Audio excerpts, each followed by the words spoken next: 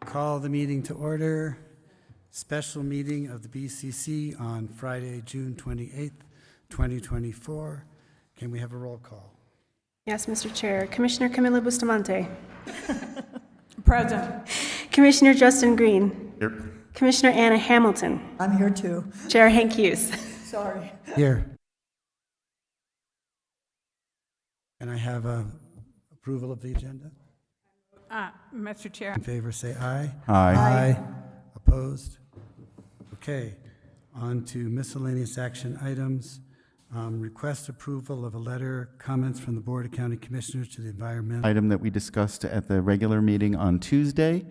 I'm requesting approval of the letters, the letter that will be our official comment federal EPA in regards to a discharge permit for surface water into the Little Tasuki Creek. As mentioned earlier, but a presentation by the Bishop's Lodge Resort as to their investments and discharge of community members regarding their concerns about all different things, and specifically asked for more time to research a number of items. We are asking for a 90-day that is typical when there is this amount of concern with an EPA permit like this. And so I respectfully ask for your vote in support of this letter. Seconded by Commissioner Green in favor of the letter. All support, say aye. Aye. Any opposed? Okay. Thank you. In Santa Fe County and the Santa Fe Pewaukee Soil and Water District. Good afternoon, Mr. Chair, Commissioners. I'm taking this one. Comment from folks in Rio en Medio asking for this to get done, and we, myself and Commissioner Green, were able to address the Soil and Water Conservation District, approve the resolution delegating a signature authority to the county manager to finalize and fully execute all documentations needed for this EWP program grant or project. Thank you, Leandro, for working with me on this. This has been a little bit of a lift and a new experience for all of us, and I really appreciate the support we've gotten from. We've spoken about this summer of about 2 years ago. There was a large flood in the Rio en Medio, and it was a federal program that would help stabilize the banks and clean up the area in the Rio en Medio River Valley, in the base of the river. County. The total exposure for the county, if I am accurate right now, is from the feds. The contract with the Soil and Water Conservation District, we're ready to go, and we'd love to have this in place as soon as possible so that we can get the work done. Execute an agreement for services between Santa Fe County and the Santa Fe Pewaukee Soil and Water Conservation District related to the Natural Resources Conservation Service Emergency Watershed Protection Program project number. Support that. Motion by Commissioner Green, second by Commissioner Hanson. All in favor say aye. Aye. 4. 084. Thank you. Thank you, Mr. Chair. Now we can move on to presentation and presentation of the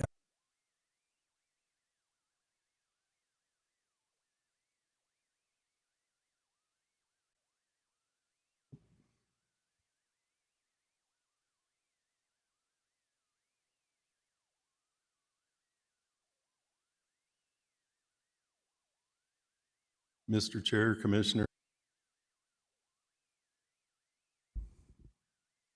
There we go. Okay, I just wanted to let you all know what the mission is for Public Works at the county. I'm not going to read it word for word, but basically it's the infrastructure in the county. It's serving the constituents of the county with buildings for fire, police, like the building we're in, the different types of different infrastructure that we have in the county with roads and water and sewer lines. So that's basically the mission of Public Works, is to provide all those for the county residents.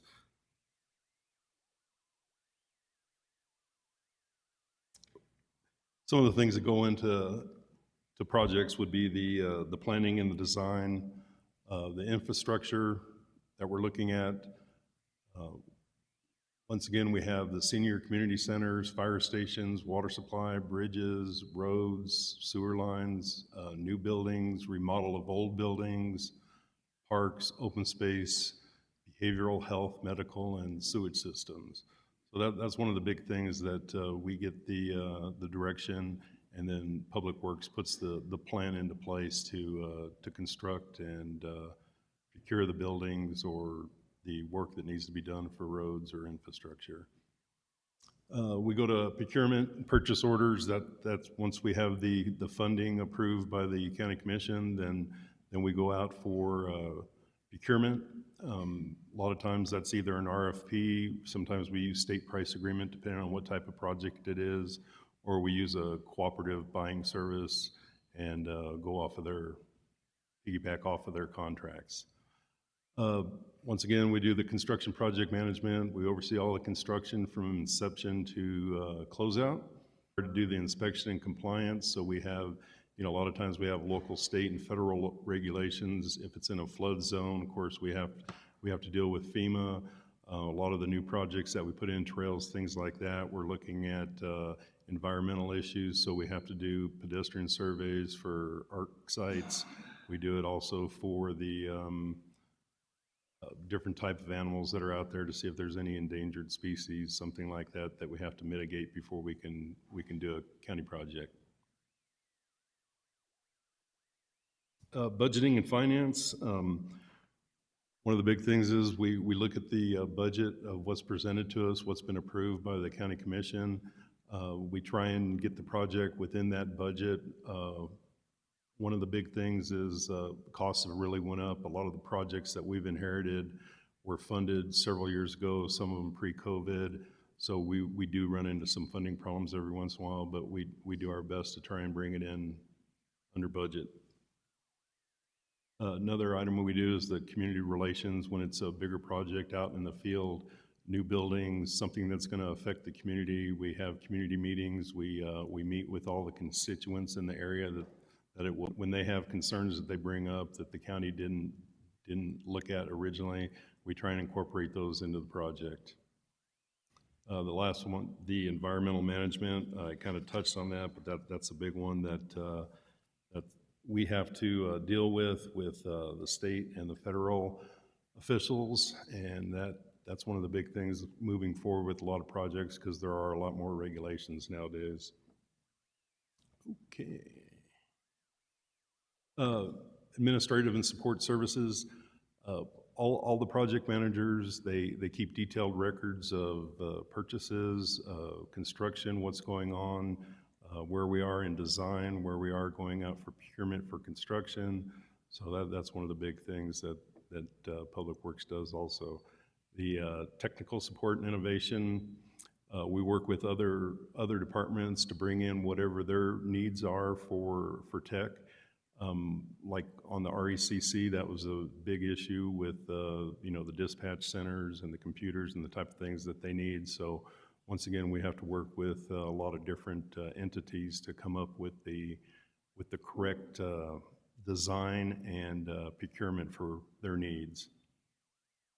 A lot of training as we can to help them further their education on getting projects done in a timely and safe manner.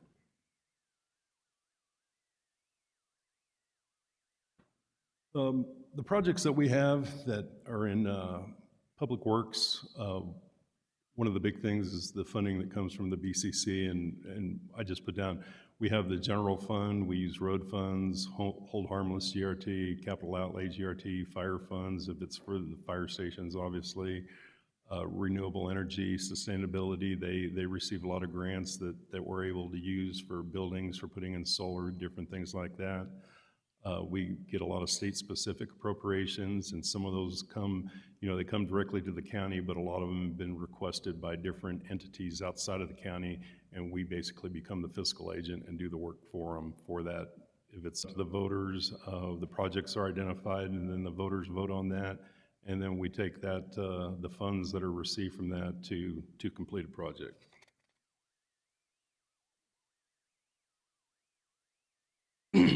The next slide I have up there is the project timeline.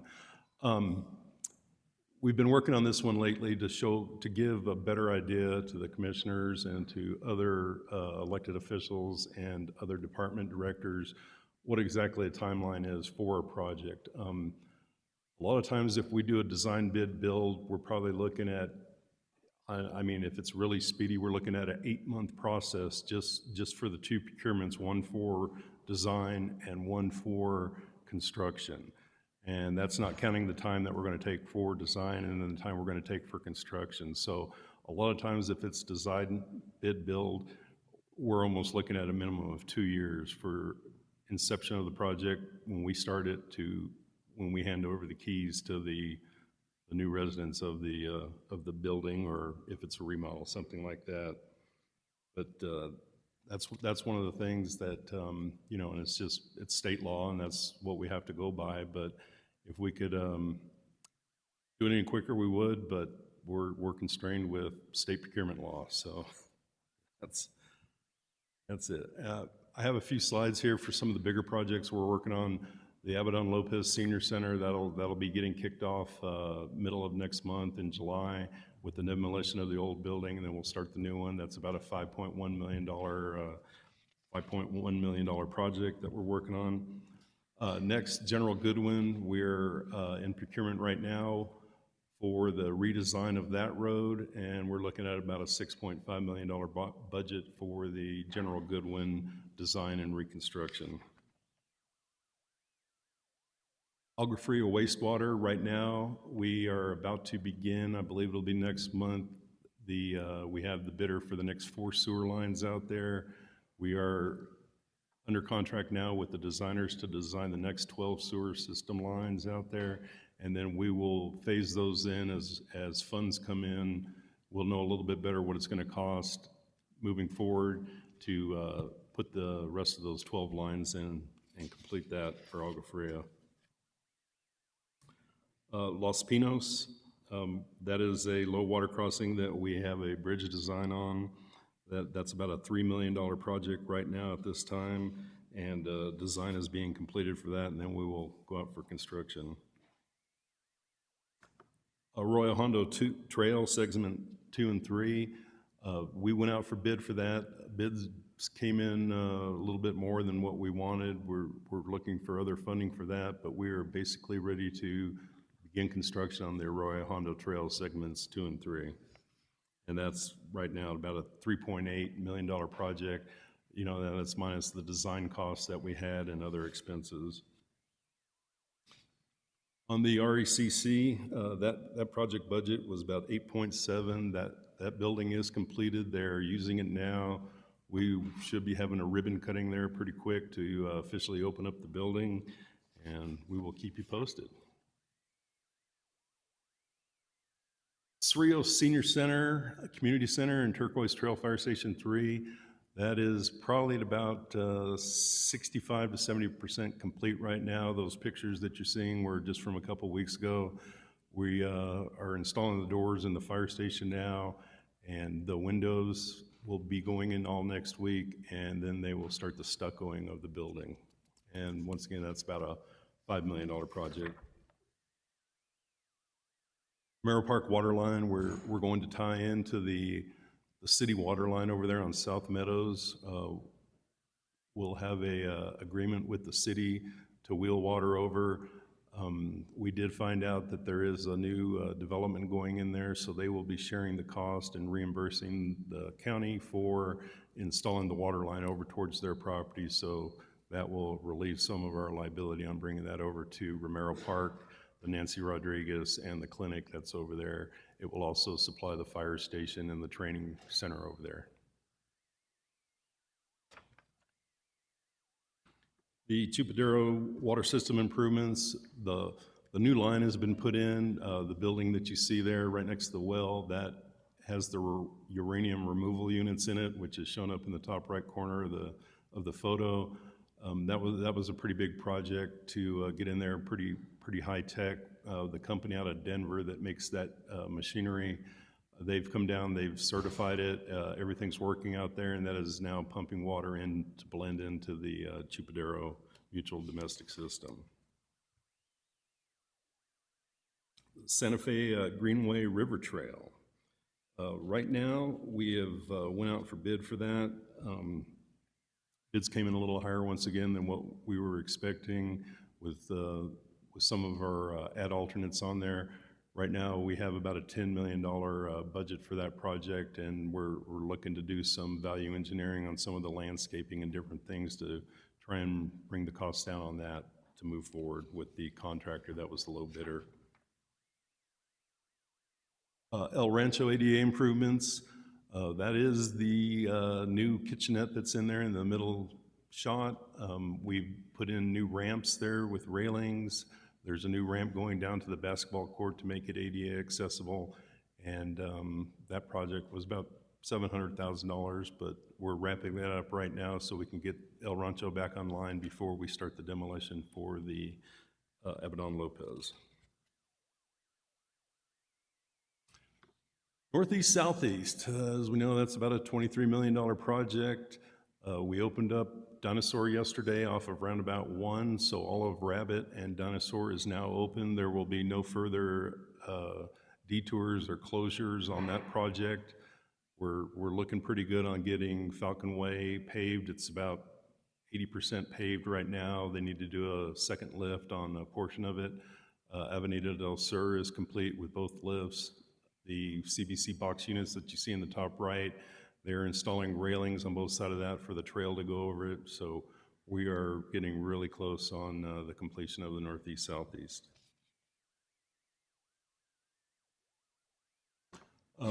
This is a list that we came up with the other day. These are all the projects that the Public Works project section's working on. We have eight project managers that are doing these, and that's just 1 through 32, and then we're working basically on 64 projects right now. They vary from, water, sewer, roads, remodeling, new buildings, water lines going in, like for the Hondo Fire Station, the sprinkler line. So we are pretty busy over there. I want to thank the staff that I have there.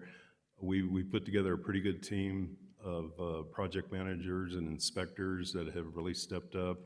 They're trying to get a lot of these projects going that were dormant for several years because of COVID and lack of staff. So right now it's looking really good over there in projects, and we're trying to get things moving. So we want to bring a lot of stuff in front of you guys for approval, and that's it. That's all I have, unless you have any questions.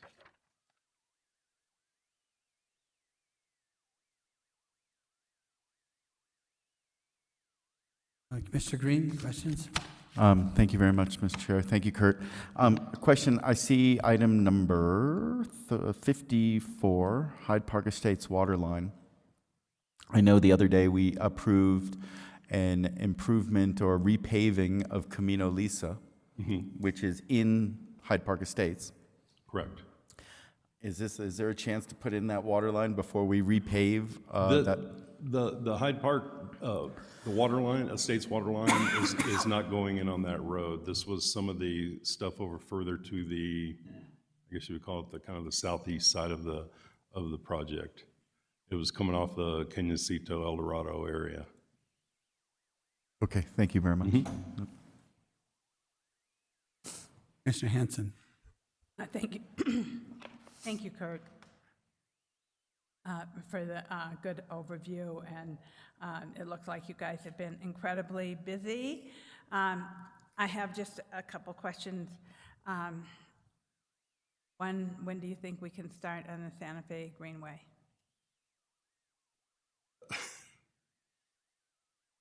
Mr. Chair, Commissioner Hanson, right now, like I said, we received the bids back from the contractors. We identified the low bidder, but it is still, we're looking at about $5 million over our budget. If we would have had the money, we'd already have them under contract and be working on the PO. But at this time, we do not have the funding in the project to move forward with it as is, unless we come up with some big time cost savings on value engineering of the design. Mr. Chair, Commissioner Hanson, if I may, that is one of our requests. As we go through new funding or funding gap requests, we are asking the board to consider the option of funding that gap so that we can continue on with it and not have too much of a break while we have somebody interested in it. So we will be asking for you to consider funding that.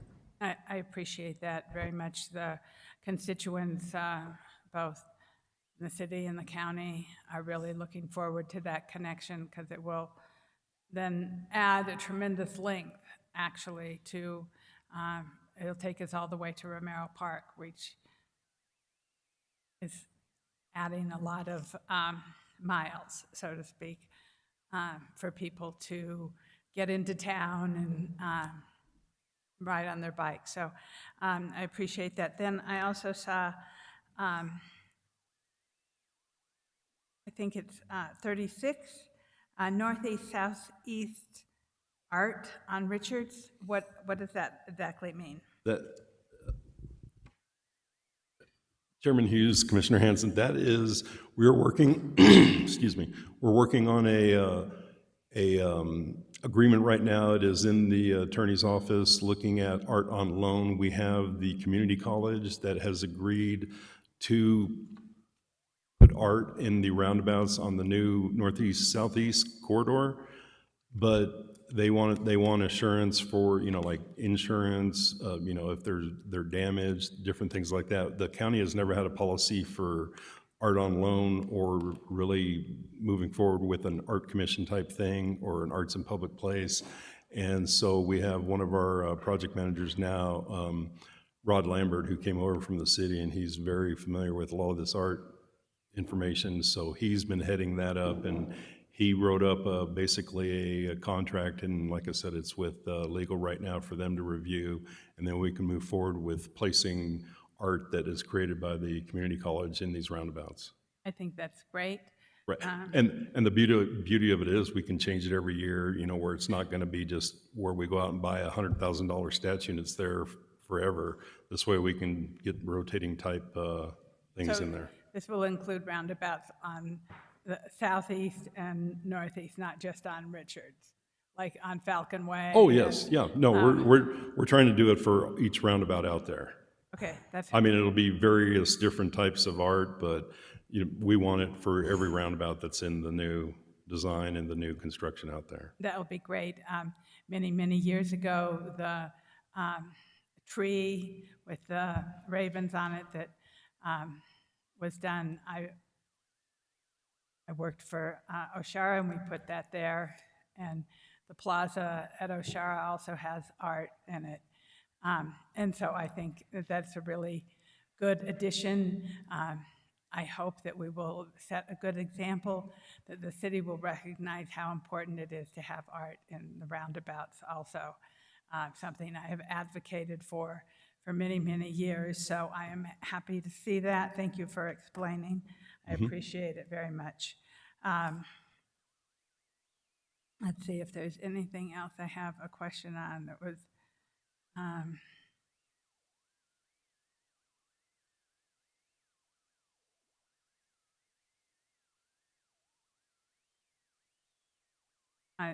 I will yield. Thank you, Mr. Chair.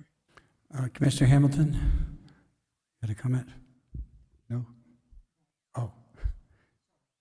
Any other questions? I have a couple questions. Just real quick on Turquoise Trail Bulk Water Station, number 14. Do you know where we're at with that one? Yes, we're just now finishing up the final design on that, and then we will be going out for bid once the procurement reopens here next month. And I think at the first of next week is what I was told, we will get the final stamp set of drawings for that to go out for bid for. Okay, and then the design of Encantado Road, how is that coming along? That is in, will have to be resubmitted to procurement once the procurement opens up again next month. Say that again? It will be resubmitted to procurement next month. That was one that we had submitted to them, but they just, with time constraints and everything, was not able to be advertised for, to go out for bid for the design. So we'll resubmit the package 1st of July, and then we will go out for advertisement for design professionals to design that. Okay, is that possible for paving in 2025? Is that still possible, or is? It's not, I doubt the length of the road and everything. I don't think it'll take that long for design. So, I mean, possibly if everything lines up, the stars line up and everything, and we can get everything done quickly and move forward, then we possibly could start in 25. Okay, I get that question every month, so. Yes, I understand. We hear a lot about it too. Okay, any other questions? Let's move along then to 3B, I guess. Or no? Yes. Potential presentation and discussion of potential fiscal year 2025 project budgets and recommendations thereon from the county manager.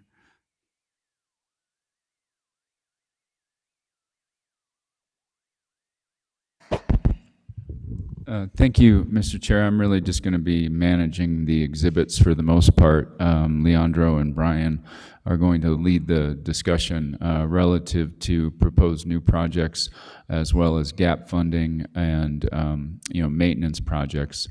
What I would like to share to begin with is the list of projects that have received any amount of funding, either from the state or from the county or both. And this was presented or provided to the board, on Tuesday.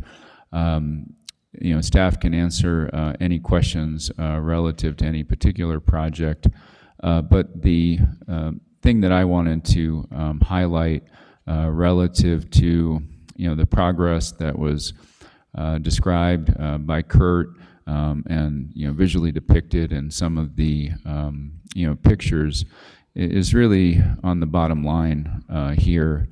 The fiscal year 24 budget for county capital projects was $208 million. $50 million is currently encumbered, which means it's under contract for either design or construction. And in fiscal year 24, over $35 million were expended on various projects. So, those two figures monetarily represent substantial movement with regard to projects. And in the column labeled additional or reductions in budget, you see both new grants that were coming in to the county, either from the legislature or otherwise, as well as a request. That list includes the request for gap funding, which we'll get to in a second. And before I move on to the next exhibit, I wanted to give Brian the opportunity just to explain a little bit of the staffing in the projects division, which Kurt touched upon briefly, but it indicates in part why this list is as long as it is, but also explains the progress that was made over the past fiscal year, and how we're poised to move more projects forward and more money out the door in this next fiscal year. Thank you, Brian. Thank you, Greg. If you recall, during the Public Works portion of the operational budget, I described some of the hiring challenges we've had, largely dating back before COVID, and some of the successes we have made over the last year. In the project section, they were no different. As Kurt mentioned, we have 8 project managers. We have 2 construction inspectors. As of mid-July, so a couple weeks from now, we will be fully staffed. We bring on our last project manager. Her focus is and background is in roads, and I believe she may be a licensed civil engineer as well, but her background is project management around roads. So we've been lacking a roads project manager for a little over almost 2 years now, and in the absence of that roads project manager, we've still been able to pull together within our projects team and complete, or we're nearing completion on one of the largest roads projects done in county history with the Northeast-Southeast extension. So I think that's an attribute to the team. Even without a dedicated roads project manager, the team has pulled together when short-staffed, but also then as we've been hiring staff. And like I said, mid-July, so in a couple weeks, we'll be fully staffed in projects altogether. And to Greg's point, I think, even during the time, we were short-staffed, which was, I'll say, the majority of the projects that Kurt went through, those 10 or so projects on the Gantt chart that was in front of you, as well as the pictures, that was done at some level of short-staffed in projects. So now that we're fully staffed, we have a good projects team in place, as well as we're concentrated on timelines, schedules, milestones, as well as always being in some form of planning, design, or construction. And, as we brought on, and if you look at any of our Gantt charts as we present during our monthly reports in the second meeting of BCC, you see blocks of time of similar color, whether design or construction, and that's attributed to us hiring people around the same time. So we start a project, and then we have a blob of design working its way through the system. So as we get new staff on board, that's typical. But now that we're fully staffed, we'll be able to start staggering and moving projects so that we're always working on planning, design, and construction. And that's the goal of our organization. So to Greg's point, I fully expect that, of that, there was a good chunk that was Northeast, Southeast in those numbers, but I fully expect that as we move forward with these 8 project managers and the 2 construction inspectors, that we'll see continued success. Thank you, Brian. So I'm going to move on to the next exhibit, and we'll defer to Brian and Leandro. This is relative to GAP funding, and again, these are for projects that have already received funding from the board or other sources. So, Madam Chair, Commissioners, I'll go through this list and we'll touch on each one. As you noticed on the prior list, there were some funding gaps that were identified, and this is where we are coming to you for requests to fill those gaps. The first project on here, the Hondo Trail Segment 2 and 3, we are requesting an additional $1.1 million to get the total budget up to $4.996 million. The next project is a Turquoise Trail bulk water station. That is moving forward, but it still needs another $1 million in that budget to get us to a total of $2.55 million. The next project, interconnect between Pojoaque Basin and Santa Fe Basin regional water systems. That's an $800,000 project that we're requesting funding for. The next project is the Santa Fe River Greenway. We talked about that. Commissioner Hansen asked that question. We're requesting $6 million at this time to make sure that we do have enough to be able to complete the project, although as Kurt mentioned, some value engineering and other efforts are going in as well to try to keep that cost down, but we don't want to have to come back to you later for more if we didn't have enough. So the request at this time is $6 million. Santa Fe Rail Trail Segment 6, we have a gap of $1.774 million. Los Pinos Road, we have a gap of $252,000. And Northeast-Southeast Connector, we have a small gap of $200,000. I say small gap based on the entire project, but that's still a significant amount of money, I understand. And so those are the requests for project funding gaps. These projects are moving along, and we'd want to keep them moving along. So that is a big reason why we're requesting that. All projects have gone up in price, and I think you see that as we come back to you over and over, asking for more money for this, more money for that. Some of the bottom line numbers that Manager Schaefer just touched on do demonstrate how much money we're pushing out. but every project has just gotten more expensive, and we're working through that.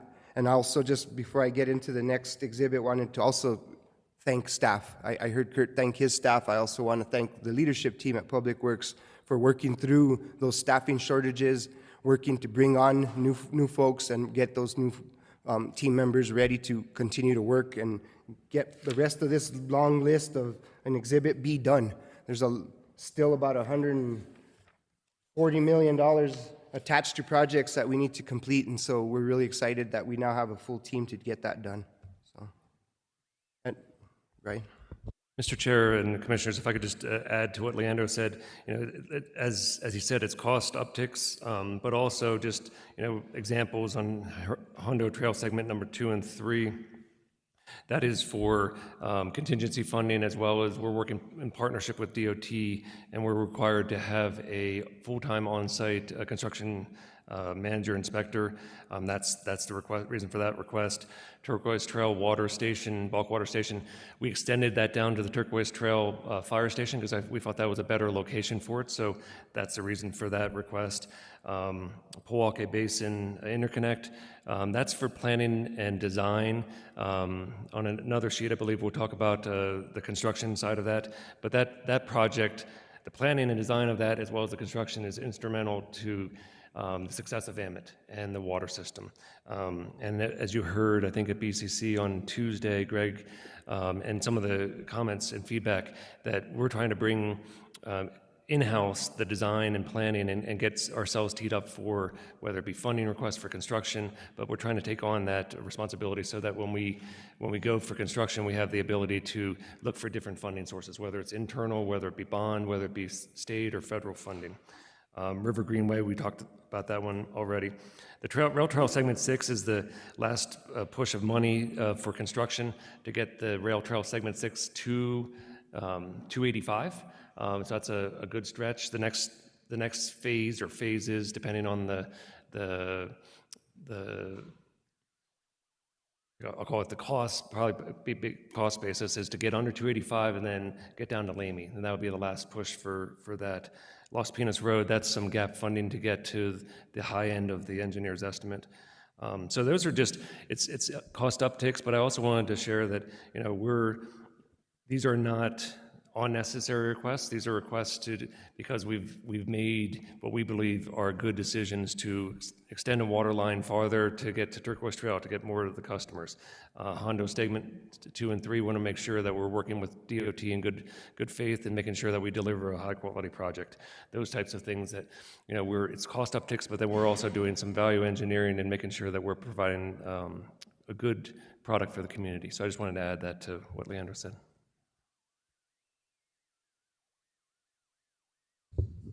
Any questions? Commissioner Green? Thank you, Mr. Chair. Thank you, team, for this. 2 questions. On the Greenway project, this seems to be a city-county collaboration, that it sort of, we turn this over to the county or the city at some point. This part we don't? This part stays in the city or in the county? Yep, okay. But does the city contribute to this in any way? No? Okay. Mr. Chair and Commissioner Green, no, this is, I think Commissioner Hanson already answered your first question, which I'll just repeat, is that this is what we county-owned trail and maintained trail. And then this segment, the county's been responsible for. We acquire all the easements, do the design, planning, and construction. We do coordinate with the city. As an example, this goes from Siler to San Isidro. So we had definitely some coordination meetings around the Siler and the interchange and intersection of how this trail connects to Siler Road in that area as an example of how we collaborate and coordinate with the city. But this is a county-run project, county designed and planned and constructed and funded. If I could add to that. Sorry, if I could add to that, Commissioner Green, I think going back, and Brian, you can correct me if I'm wrong, it's fair to say that the overall project was very much a collaborative and coordinated effort. These trails, both run through the city as well into the county. And so the city was responsible for those portions of the River Greenway that are within the city limits. Same with the rail trail. And so I don't want to suggest, that the city has not been playing a role in this. We are just now in the county stretches of those core backbone trails, again, that serve both city and county residents. Great, and thank you for clarifying that. I think one of the other things that I would love to see is additional access to these trails, right? It's like, it seems to be that a lot of these trails are somewhat accessed at sort of long stretches, and there's other ways to get access to it, but anyway, that's great. Then a question about the Tesuque PER. I saw on an earlier slide that you had it on there, but it didn't seem like it was encumbered or it was rolling over. I just want to make sure that it didn't sort of drop off somehow. Mr. Chair, Commissioner Green, the Tesuque PER is still on our radar and still funded, $250,000. So that's still moving forward. Okay, and if there's anything I can do to sort of expedite that, bring the other players to the table, Tesuque Pueblo and Pojoaque Pueblo, please tell me, and I can get, if you're not getting the response you want, please tell me, I can help. Mr. Chair, Commissioner Green, I appreciate that offer. I know Greg and myself and Leandro, we've met with each of the Pueblos and have had started dialogue with that, as well as prepared a draft MOA. The goal being that we will fund this and lead the effort, but the goal is also that we want them to participate in that in any documents that they have. I understand, as an example, in Tesuque, their utilities director, Barbara Coulter, has shared with us that there's been at least one, if not two PERs similarly done in many years past. So that's an example of sharing that documentation, sharing what they've learned, sharing how they've grown their utility already. And that's what we're going for, is a partnership, not only with the tribal partners, but potentially partners like Bishop's Lodge, partners like the Santa Fe Opera, Tesuque Village Market, others in that corridor that could be stakeholders in that. So, but we are definitely moving that forward. That's great, and I know that the Opera and the casino, Tesuque Pueblo's casino, are talking about doing an interconnect over there for their sewer system in an effort to, jumpstart this and start that partnership. And there may be a role for us to play in that. And I don't know if that's a conversation for us to say we're standing by to assist in this in whatever role that is appropriate, but just to make sure that they work towards a solution there too. So thank you very much for that. It's as we just had that letter that we just approved a few seconds ago, you can see that sewers in Tesuque are a big issue. So thank you. Mr. Chair and Commissioner Green, just to touch on about the Opera and Tesuque and the PER. The PER I see as being long-term, big picture thinking. Even if everything were to come together, think Amit size in some ways of order of magnitude. I see that to be a 10-plus year time window. And that's just to get all the pieces and the players and the funding and everything in place. But I also see that we have an opportunity here now. We have $5 million with the Opera that they got through a state appropriation. We've also initiated dialogue with Tesuque and their wastewater treatment plant. So it's water, potable water and wastewater and reclaimed water. And we've initiated some dialogues with both of those parties to be a party to that, because we have an interest not only in the Opera system as it stands now, but this part of, see that to be a near term as part of the larger plan. Yeah, I agree. I think that there's a bunch of near-term, medium-term, and long-term. And in the near term, there's going to be a lot of little parts like the planning for the long term, as well as these other little easy to achieve, and I put easy in quotes, easy-ish to achieve little victories, whether it's an interconnect between Tesuque and Pojoaque at the lower end of that, and then an interconnect between the Opera and the casino. But then the greater big project may take, as you said, 10 to 12 years, although faster, please. But thank you very much. Mr. Hanson. Thank you.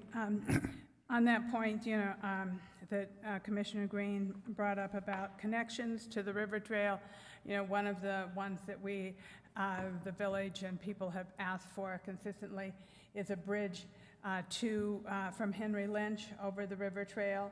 And we do have the easements for all of that area. But that was an add-on, to this segment. And just also so you know, we did build the section from Frenchies to Siler, and the bond, when we got the bond in 2012, it was still in the county, and in 2014, the city annexed 1A,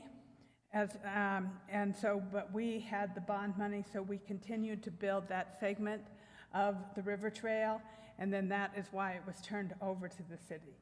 So I wanted you to have that information for the future. Mr. Chair, if I may, to Commissioner Hansen's point, the request that we have here for $6 million of gap funding for that project includes a pedestrian bridge, as Commissioner Hansen mentioned, at the Henry Lynch Agua Fria intersection too, and that's part of the reason why we're asking for $6 million. That pedestrian bridge itself costs in the neighborhood of $2 million. So that's part of the construction drivers, but it's definitely part of our ask for additional gap funding because we believe that it is important to the connectivity of that region. Thank you, Brian. I really appreciate that, and PJ and Kurt, because it is important to have these interconnects. During the time we were building from Frenchies to Siler, it would have been really great if we could have worked with the city as we were building it to get a connection to West Alameda, but that just never happened. So. If I may, so not to re-engineer this at this point, but I remember I was on the West River corridor planning area that was when I was on the city's planning commission, and there was discussion because that corridor, especially at the Siler area, has a bunch of equestrian facilities, and so there was the concept of how can we make it more equestrian accessible, and so my understanding is all the trails that we've been doing are concrete, which is not the best for trail riding. And so I don't know if there's a potential to integrate some soft pack area that allows for horseback riding, but that seems to be a very, in the Agua Fria village, there seemed to be a lot of that. And wouldn't it be cool if we could just ride our horses through Santa Fe like the good old days? So.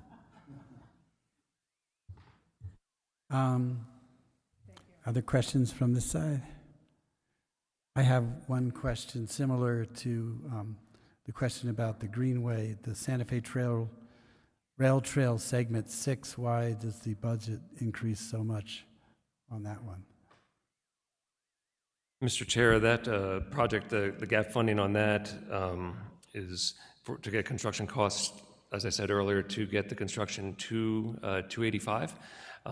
This project, we had to go back out and do a redesign. This project, as I understand, was done back in, I'd say, about 2016, initially and coordinated with DOT. Since 2016, DOT rules and everything have changed. So we had to go back out to design and coordinate with that. So we had to do a redesign, and that drove the cost up. But we feel comfortable with that this is the gap amount to get us to 285. Then the next phase will be under 285 and down to Lamy. Okay, so are we gonna vote to give you permission to spend this money, but on July 9th? Is that the plan? This isn't an action item. Mr. Chair, Commissioners, that is correct. We're looking for feedback relative to what we are proposing and any changes you would like us to look into or to make. And so if that's what we're at, that's the point we're at. And yes, final approval would come at July 9th. And again, if you want additional information or analysis, we do have scheduled next Tuesday another study session if necessary. But no, it's not formal action today, though you could you could direct us to do that. But the actual final action would come on July 9th when we approve the final budget. Okay, Commissioner Hamilton? But, so if you're looking for input, though, I put a fairly, I think there should be an emphasis on gap funding to complete projects that we've already committed to, as opposed to letting those sit where they are and just do partial funding for more projects that'll sit where they are, especially given the nature of funding right now and of costs of construction and whatnot going up so quickly and whatnot. The idea of getting things done in compact pieces. I know already many of these are not, but the idea of getting them done expeditiously and then moving to the next piece just seems more efficient and pretty critical to me. I agree. Yes. I agree with that. I think moving forward with this gap funding is, and getting projects completed, then it gives more bandwidth for the next projects to come up.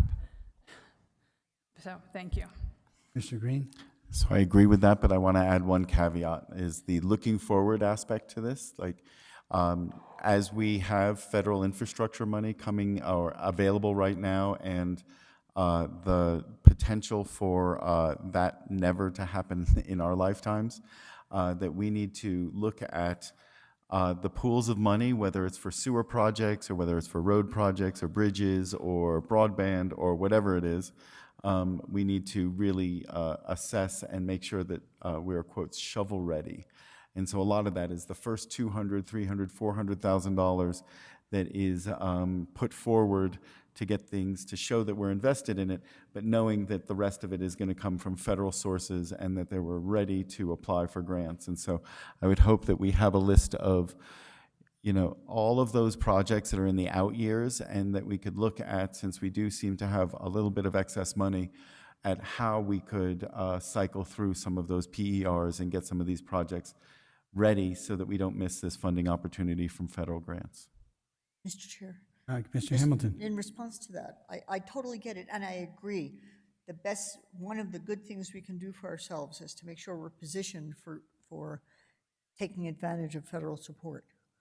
But that's not the only way to be forward-looking. This gap funding, for instance, has the AMIT interconnection listed, which is like so critical to our entire planning for water and for the future use of that water and for making, our current county system interconnect with the Pewaukee system, which I guess is a redundancy, so I should. That is, to me, very forward-looking. Is, for what we've had to invest in AMIT, it's to a good purpose.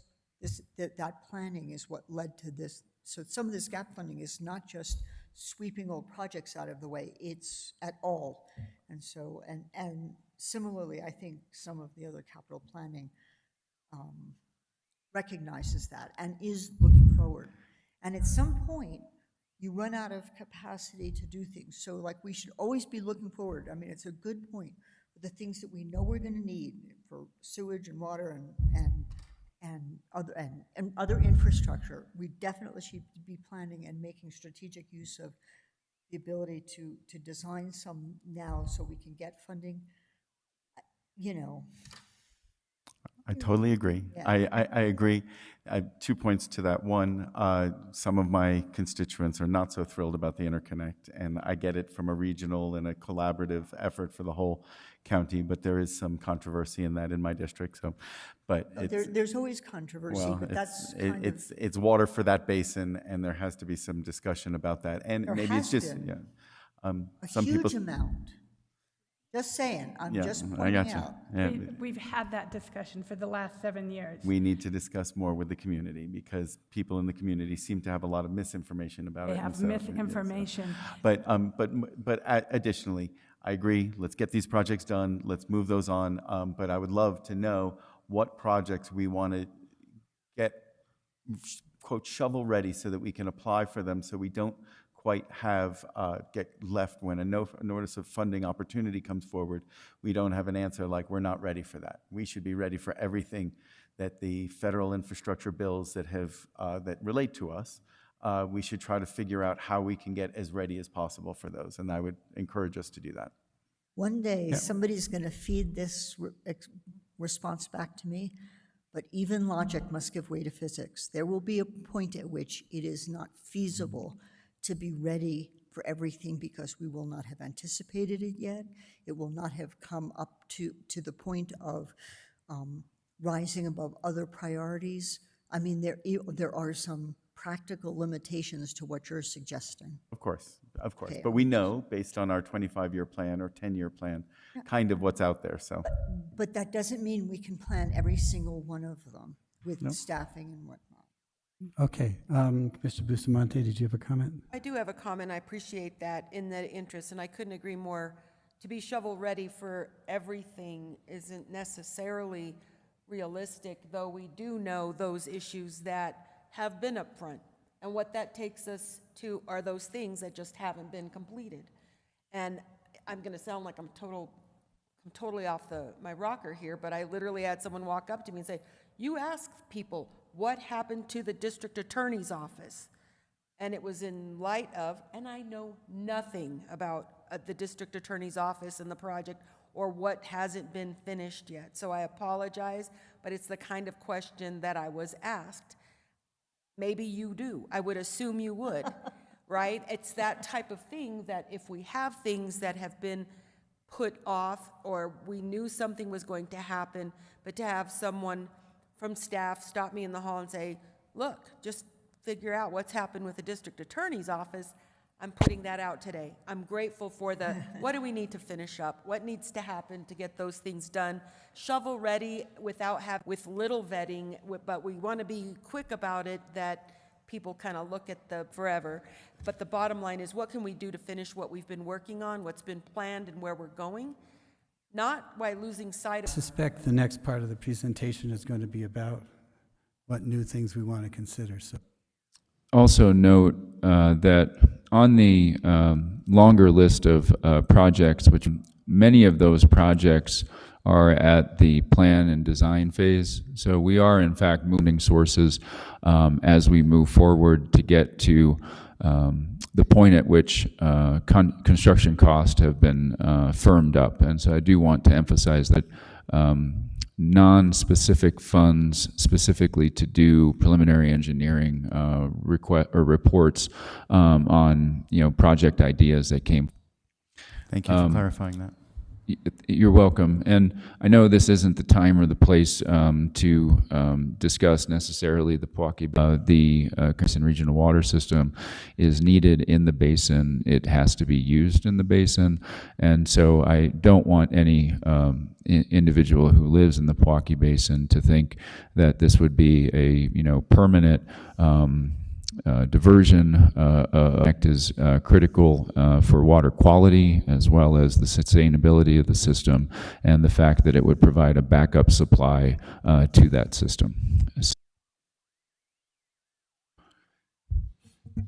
Staff is recommending a handful of new projects, two of which is for a youth behavioral health center, which the board heard about on Tuesday.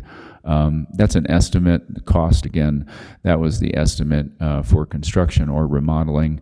If in fact we're refurbishing a building, that's a very significant chunk of this cost before we go through the rest of the list. So the County Road 113 low, and over time that riverway has changed. And the usage of that and the way they use it and the way they're able to use it within, I'm not sure what its rating is, but in the state system, but I understand aren't able. Whereas in the past, that was released seasonally because they wanted to use as much water and capture as much water. And years ago, that filled in the upstream side of the channel against the County Road 113, the low water crossing, and the federal agencies as well as the tribes just to make sure that we could get in and unearth that area. And we did that shortly after the pilgrimage and going to fail, but they have spalling concrete and you have some areas where you have rebar shown.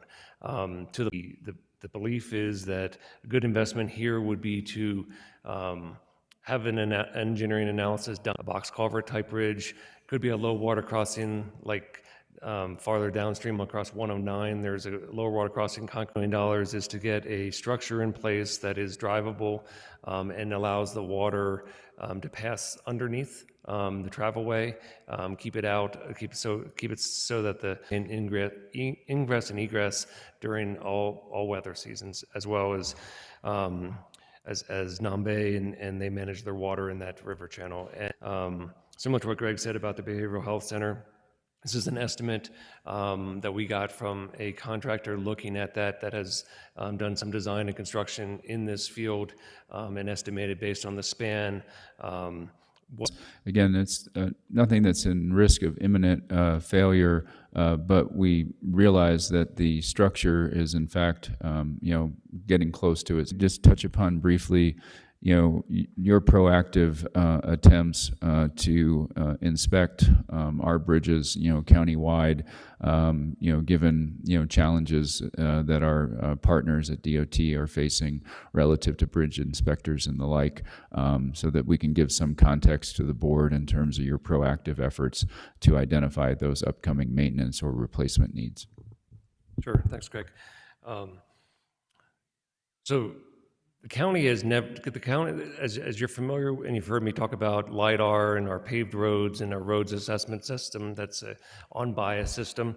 We've built that over the last couple of years. We moved away from our PASER rating, which is more subjective, into a system that we believe, provides an unbiased approach. We have not, as a county, we have not had a bridge maintenance system in place ever, as far as I have found in the records. What we have worked with, that doesn't mean that the bridges weren't inspected. The bridges had been inspected and tagged and evaluated on every 1 to 2 years by DOT. And most recently, within the last year and a half, as we started coming out of COVID, and we started asking DOT for some of the inspection records, they were similarly to us struggling with staffing. So we used the opportunity to partner with them and document and evaluate all bridges within Santa Fe County and do an assessment. We worked hand in hand with them, along with an engineering company that we had under contract, to do an assessment, document that assessment of the conditions. For most situations, the bridges are in good shape. There are bridges that have been identified for needing maintenance, as well as there's a bridge and ended up getting funding on the main entryway into El Dorado. They got about $400,000 to $500,000 during the last state legislative cycle. So that's been our approach. We have taken that responsibility over, and as we come forward with capital requests and maintenance requests, in upcoming conversations with the board, we will be seeing bridges from a maintenance standpoint and a periodic bridge needing a new capital investment. And as we look at new projects, kind of tying the bridges in with low water crossings within, as well as planning, we touched on the first one here during the ICFP conversation, I believe, earlier this week on Tuesday, for a study of the 6 low water crossings along 84. And I don't want to spend too much time on that unless the commission would like to, but the goal of that is we had put forward a $50 million plus asked in a federal raise grant, got some feedback and some offline feedback that with our MPO that's a large ask. And so internally, I think Brett explained earlier this week pretty well that we decided internally to assess each bridge or assess each low water crossing individually. There may be some commonality between those that we can leverage, but the goal being that we move forward, as to Commissioner Green's point earlier, to be ready for asking for additional funding, but not do it on a holistic 6 bridge or 6 low water crossing standpoint, but look at it as what is needed for each area individually, and we can make a request according to need and cost that's associated with that. So that's the first request for a new capital project. It's us to do planning and preliminary design on the 6 low water crossings for $250,000.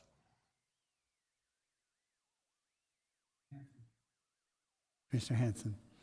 Thank you, Mr. Chair, and Brian and Manager.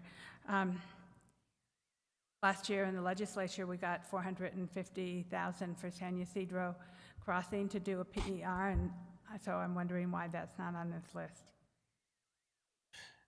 Mr. Chair, Commissioner Hanson, these are new capital projects, so that should be under the first list for $450,000 of new funding that we have not yet received, but once we receive that funding, we will initiate we'll get that slotted in with our projects team to initiate a PER and preliminary design for the San Ysidro Crossing. The request that was up on the screen earlier was for new capital projects requests, but the $450,000 that we got from state appropriations is new money that we will be receiving, later this year or earlier the following year that we'll program in for design and preliminary engineering. In other words, Mr. Chair, Commissioner, this slide was really focused on county-funded projects, and so as I highlighted, the San Ysidro river crossing is on the larger list of projects. It wasn't highlighted here because it's being funded by the legislature. Okay, thank you very much, Mr. Chair. Mr. Hamilton? I'm really happy to hear about the bridge, looking at inspections and the need for any major repairs for maintenance over the long term. So I gather that's going to be an ongoing program. Are there other entities get themselves in trouble by not paying attention to maintenance, to the requirements for O&M and for major repair and replacement? Are we considering that in all the places we need to? I mean, we're talking about new projects here primarily, but some major repair and replacement can be pretty big. So are there other areas we need to pay attention to that, budget-wise and whatever? Mr. Chair, Commissioner Hamilton, I think, from the road standpoint, that since we're talking about bridges and roads, the LIDAR studies that we've done, the operations budget of about $2 million a year in operations budget, the action that the board took on Tuesday to fund $2 million or allow the county manager to negotiate and finalize that contract for investing maintenance into $2 million, in the amount of $2 million into our roads, I think it definitely moves that forward. We asked for $2 million in the upcoming fiscal year budget as well to do something similar. So you should be seeing that probably in the fall as a request. On other areas, such as our vertical assets and our parks and our open space and trails, we currently have funded a facility assessment that we're in the midst of, and that facility assessment is key because out of that we'll do an assessment of all of our buildings, all of our trails, our open space, and that will yield I'll call it a 5-year maintenance plan. So that once that's developed, that plan will then help us identify and know what projects are needed to maintain our buildings, make sure that they're kept in good working order. In addition to that, we have in the capital budget request, I think it's about $300,000. Yep, it's on this capital project sheet, the last one here, open space and trail safety study and assessments. It's a $300,000 request to look at our trails, look at the safety of our trails. Greg sits on the insurance and the New Mexico insurance group and sees horrific accidents and insurance claims and those types of things, as well as we see our own challenges with our staff on a daily basis having to clear the trails from side-by-sides, driving in the dirt and throwing rocks on it, and then bikers come down the trail and fall. So, looking at our safety from a signage standpoint, from an access standpoint, from a usership standpoint, that's what that $300,000 is. So, as we look at maintenance, I think we're pretty well set up to do that. We're also in the midst of on the utility side, we're also in the midst of an effluent management plan and a utility master plan, looking at our existing infrastructure, as well as looking at the future and the needs for expanding existing capacity within our existing system, as well as how do we grow our system. So I think from a planning aspect and from a maintenance aspect, which I see go hand in hand, and as well as a capital aspect, we're setting ourselves up for success. Excellent, thank you. Mr. Green? Thank you, Mr. Chair. Thank you, Brian. I really, I do appreciate the breaking all of the 6 low water crossings into maybe one at a time or maybe 2 at a time sort of projects. The one big ask just seemed to overwhelm the opportunity at federal grants, and so it's a good idea to sort of, hey, we need 6 of these to be addressed, but it's going to take us a decade instead of just 2 years or something like that. And I think that's a much more realistic opportunity. County Road 113 is in our Senator Ben Ray Lujan's neighborhood, and as we all knew back a year and a half ago at the pilgrimage, he was quite concerned when the water went over the low water crossing. And so 2 questions about that. One, Ben Ray, Senator Lujan, this week asked for a comprehensive list of all water crossings that we could put forth to him and to put on his radar, so he would know not only that County Road 113, but also those ones at County Road 84 or San Ysidro or wherever we have. And if we could consolidate a list of all of those, you know, it could be a draft list, I can think, to start with, but honestly, like, over the next few weeks, months, or whatever it takes to put this together, if we could deliver that to him and have a sit down with him. He asked for that specifically, and I think that would, you know, be a good opportunity to put on his radar, so he may know what's coming down and could be a request from us. And then specifically to 113, I'm not sure, but let's see.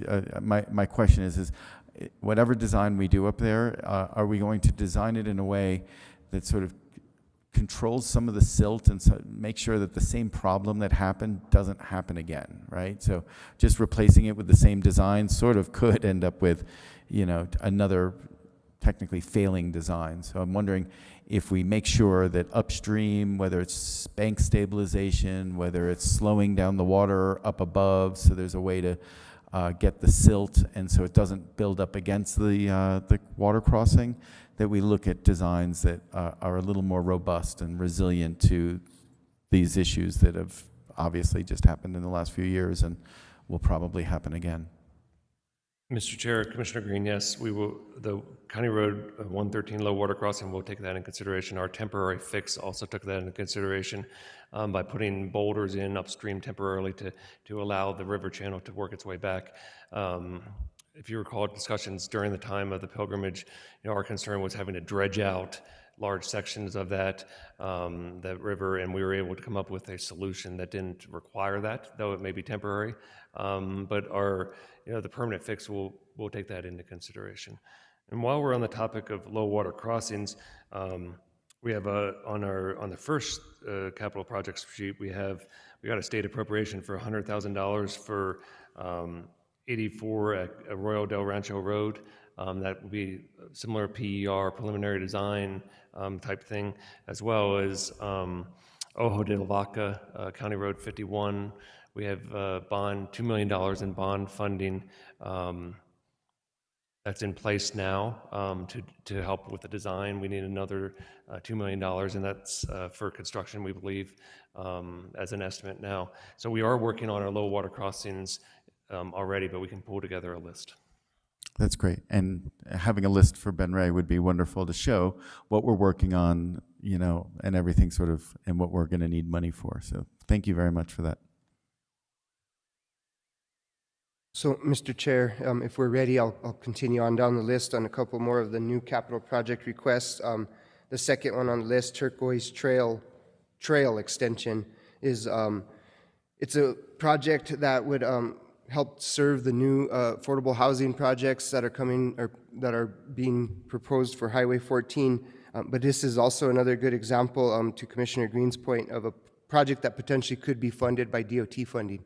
Our planning team has worked with DOT to potentially evaluate another source. So we're asking for it to be funded, but there might be a chance that we could get funding from another source and use that to subsidize or to supplement what we need to get that project completed. Mr. Chair, I just want to point out that it's not in Commission District 2. Thank you. Our Public Works lift station is more of an operational project that Brian can certainly speak more to, but it gives us an opportunity to get off of our well and get onto a different infrastructure for water.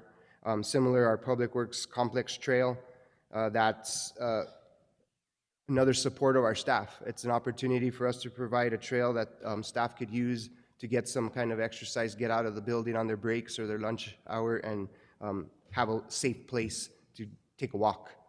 So Fairgrounds pickleball courts, this is an opportunity that was identified by staff for another potential pickleball court in an area at our fairgrounds in the small animal barn that isn't utilized year-round that can serve a dual purpose. So great idea, low cost for us to get a few more pickleball courts and better utilize our small animal barn.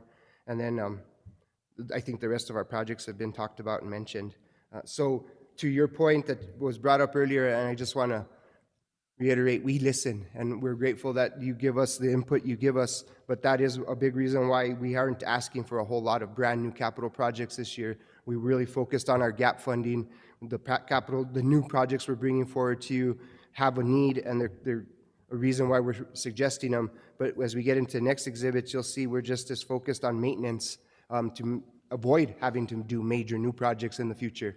And so I appreciate all of the feedback we get from these informational sessions, because we do hear you, and it's beneficial to our future work. So I want to thank you for that. Mr. Chair, if I may make one quick comment? Yeah. Thank you. In regards to pickleball courts, I've heard great things about our pickleball courts over at Nancy Rodriguez at Romero Park. But I've also heard that there's two aspects that we need to incorporate into our pickleball court design. One is design them in a way that cuts down on the wind. So it either is wind barriers or recess them into the ground a little bit.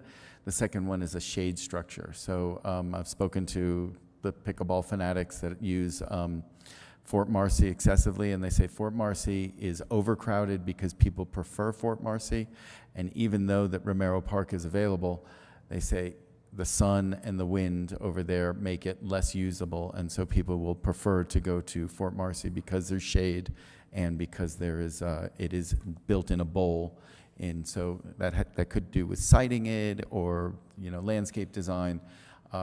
Planting trees, planting windscreens, or putting things up there. There's some techniques that we may be able to adopt for the next round of pickleball courts. Thanks. Thank you for that feedback. It sounds like the small animal barn might serve a couple of those issues, so get you some shade and some wind protection. So if we are able to move on, I'm not going to go through the entire list of maintenance projects, but we did provide that to you. Just over $3.3 million in maintenance projects that are all critical to extending the use of these different buildings or areas. That's Exhibit E. Exhibit F is a continuation or a carry forward of different maintenance projects that are in our current budget that we weren't able to get to this year, but that are still critical and that we want to continue to be able to pursue. And because I'm not going through all of them, I'd stand for any questions. I might have to ask Mr. Montano to help us in any of the detail, but we would stand for any questions if you have any on the maintenance projects, either of the lists. And Mr. Chair and Commissioners, I would just add to Leandro what Leandro said with what I already said.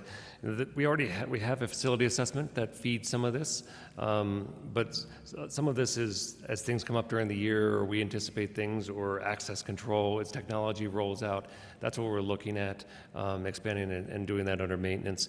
Moving forward, we anticipate that the facility assessment will be complete later this calendar year, which then will feed into the operational budget and the ultimate capital budget process next year. So these projects are much needed to keep our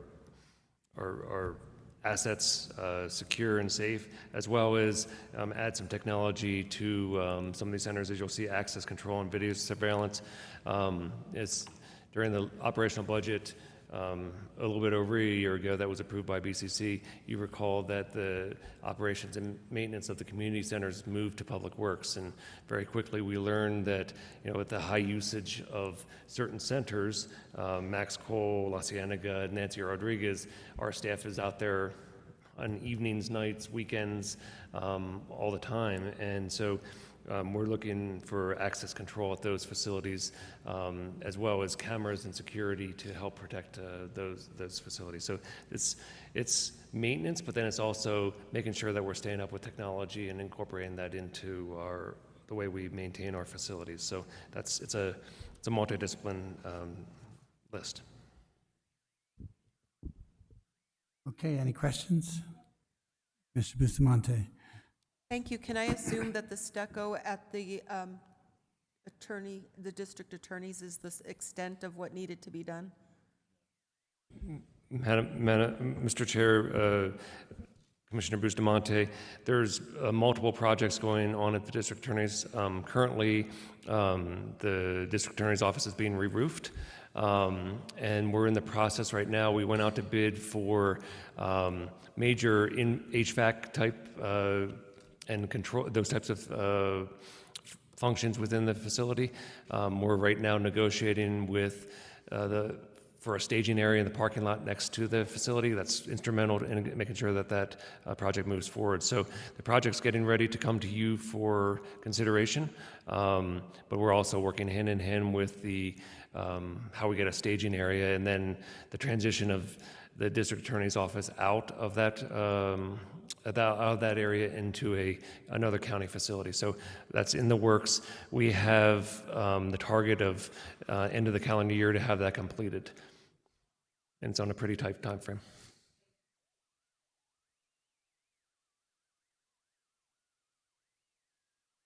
I have a question about the Zool Trail, because it's you have a line under maintenance for Azul Trail, but there is no Azul Trail. It's design, I think. Is there a reason for putting that under maintenance when you're going to design it?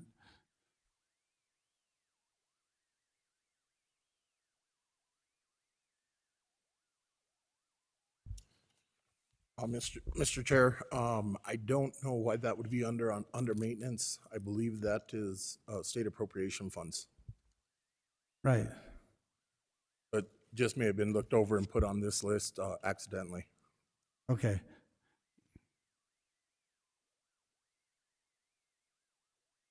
Thank you, Mr. Chair. That any other things that you catch, we'd be happy. That probably should be on our main list because there's some funds associated with it, so that should probably be on our main list as a opportunity there. Right, okay, I get it. It goes on the main list, but it shouldn't be on the maintenance list, because last time I was on Azul, there was no trail.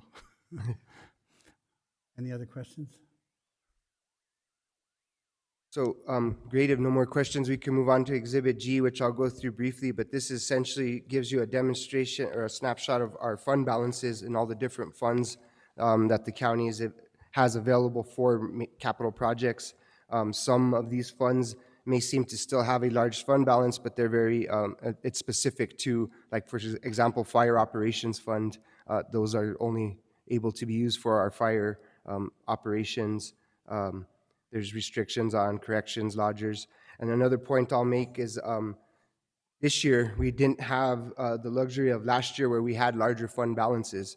The fund balances from previous years had accumulated for a lot of different reasons, including our staffing issues that we had where we weren't able to fill so many positions that we had a substantial amount of cash falling to capital. And we were able to take advantage of that last year. We had a lot more funding gaps as well that you helped us fill. But this year, we're kind of back to, I think, what you should expect to see as we go forward, a lower allocation of reoccurring funding dollars for us to tackle so many of these projects. But we're doing the best that we can to utilize the fund balances available to us and put those into action. And our last Exhibit H are what our bond recommendations would be for our 2024 cycle. looking at how we break these down into our three major buckets of open space, roads, and utilities. These are just some of our recommendations for our bond questions. And of course, we are open to feedback, but looking at the design and acquire of real property for Santa Fe River Greenway Trail to continue to our next phase, our segment 4, I'm sorry. Yeah. And then again, another trail to finish up the Santa Fe Rail Trail to get us all the way out to Lamy, I believe. Romero Park, Phase 3. It's an amazing asset for the county, and we're continuing to develop it, but we're close to Phase 3, and this would be a great opportunity to complete that amazing park. And then Rio en Medio, open space. We do have some money allocated to some projects on our open space that we could get started on, but to be able to completely incorporate and complete everything that has been envisioned, it'd be great to be able to have another funding source for that. On the roads, we're looking at Ojo de la Vaca low water crossing. Brian mentioned that slightly, and then County Road 109N. And then under the utilities, looking at our water reclamation facility expansion into the future, realizing that as more and more of the development in SDA 1 comes online, it will be heading to our reclamation facility, which right now does not have capacity issues, but again, planning ahead, being prepared for the day when we do need to expand that.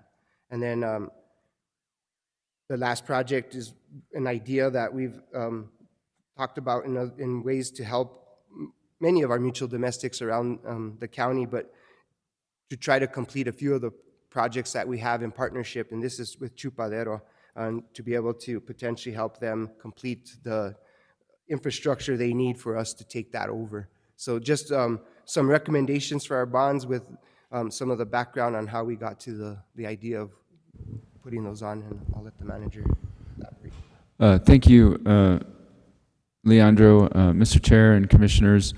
Again, these are ideas from staff, obviously, ultimately within constitutional limits. The projects to decide to put, to the voters for general obligation, bond authorization is for the board to decide. I just note that we did not recommend at this time that the board seek authorization from the voters for the full $52 to $54 million in general obligation bond capacity that we will have over the next 4 years. That would, again, be a decision for the board to decide whether you wanted to seek all that authorization now, recognizing that the bonds would be sold in tranches as we are able to utilize those proceeds in accordance with federal guidelines. It could also be scaled back to smaller, questions, and money could be allocated, as between these questions. But historically, or at least recently, but the three main areas in which we've sought voter approval and that the voters seem to support are open space and trails and parks, roads, and then water and wastewater projects. So be happy to answer any questions relative to these particular ideas. This would be, the bond question resolution would be due in August. So this does not have to be action taken now, nor would action have to be taken on this on July 9th. This could be considered by the board over the month of July into early August as to what projects you may want to fund. On the trails front, I would just emphasize, a continuous push, or recommendation from staff that we do what we can to complete the core trail network in the county, which again is the rail trail as well as the Greenway Trail. Not only is that good for our residents and citizens, also helps support desires and stated policy objectives of the board relative to multimodal transportation. And finally, there is a economic development or tourism component of those trails, as outdoor recreation, as the board knows, is a target industry for the county, and we are well regarded as a mountain biking community. I would just note that relative to segment 7 of the rail trail, that is a very high cost. That is, and Brian can address that, that's the point at which we're going under 284 to actually get from one side of the road to allow the trail to continue out to Lamy, its final destination. And then talking about, designing and planning so that we have a constant cycle of projects relative to segment 4 of the River Greenway Trail. That would be for planning and designing, but also to acquire the real property interest necessary for that next segment, which is independently a large component of the cost of that significant project. Thank you. Questions? Commissioner Green? Thank you, Mr. Chair. Thank you, Greg and Leandro. A question about the Chupadero effluent water distribution. I wasn't aware that they actually had a wastewater treatment facility. Is that actually mutual domestic water supply system and not effluent?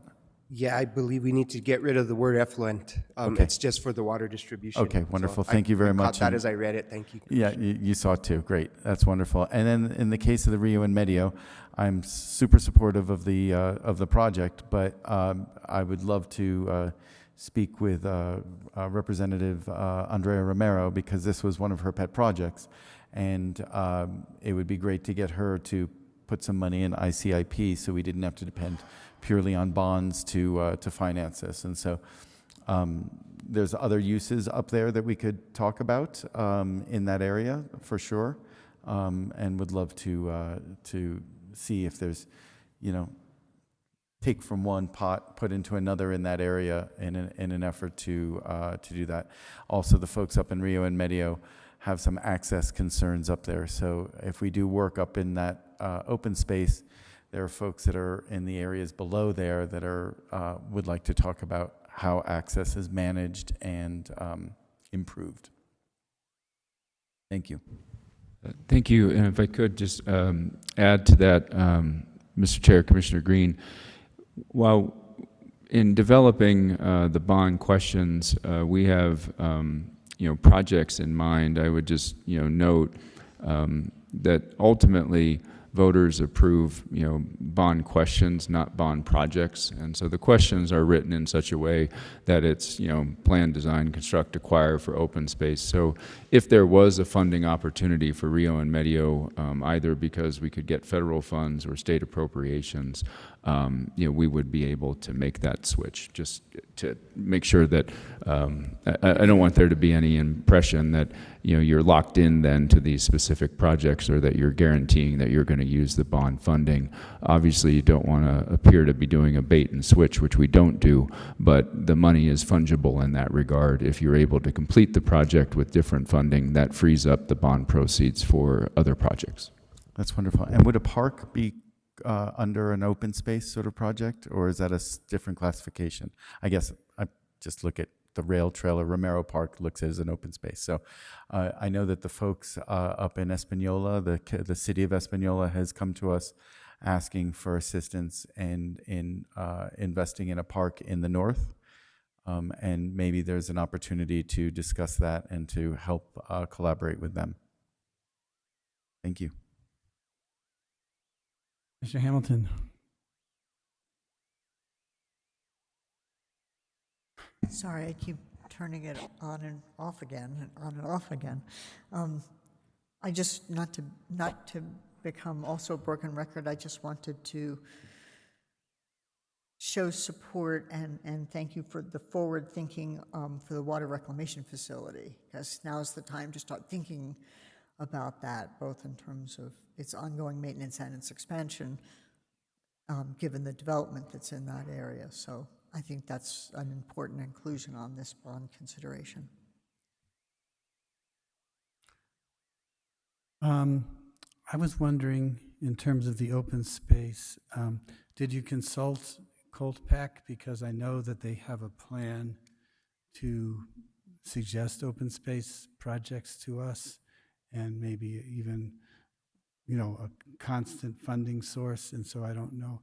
It seems to me that if their desire is to have a constant funding source, it might be good to consult them for this, because maybe with their input on this, then they won't ask us for other money, for example.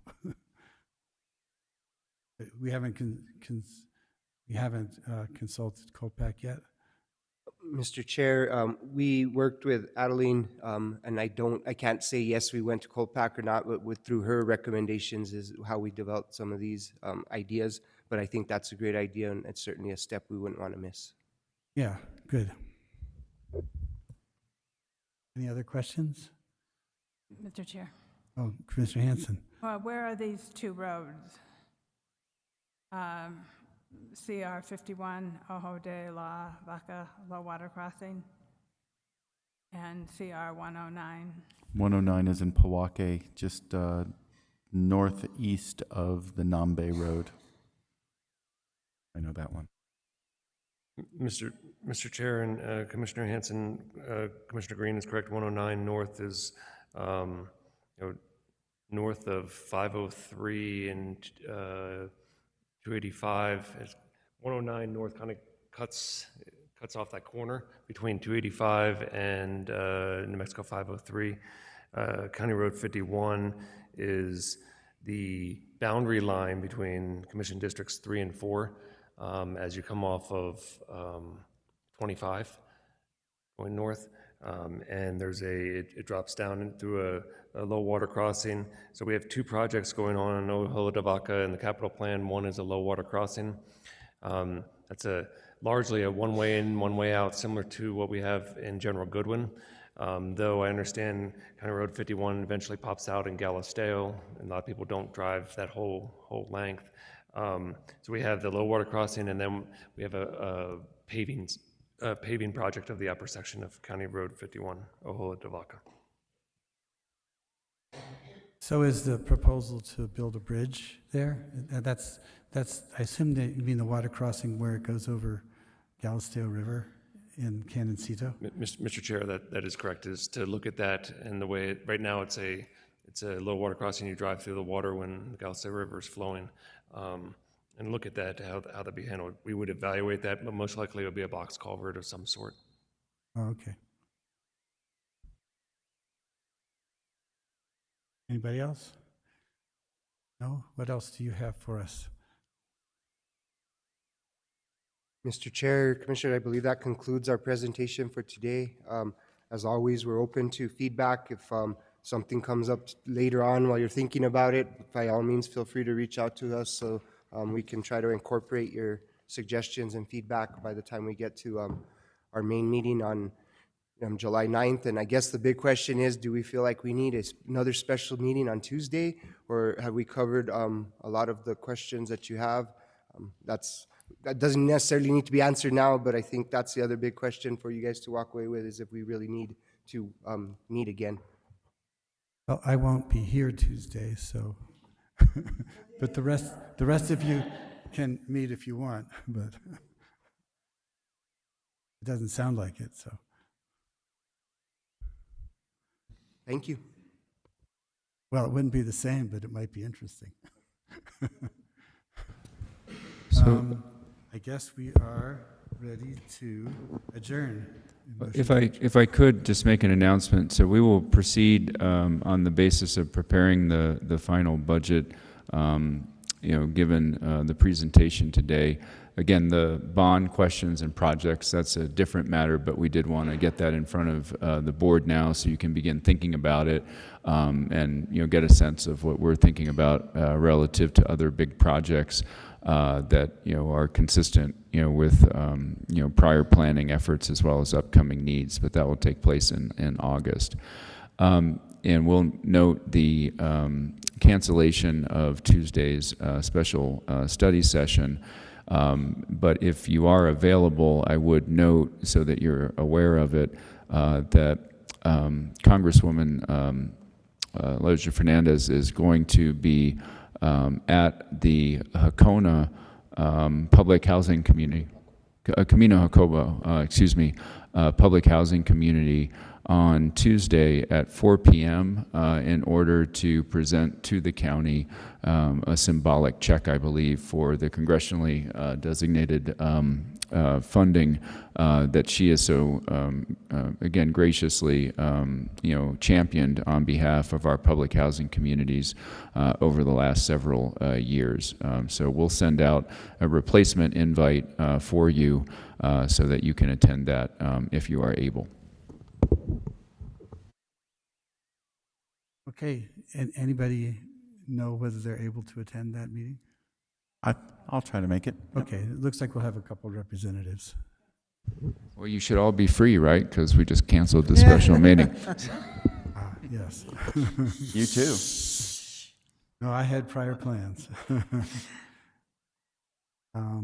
Anything else? Motion to adjourn? So moved. Second. Motion by Commissioner Green, seconded by Commissioner Hamilton. All in favor, say aye. Aye. Aye.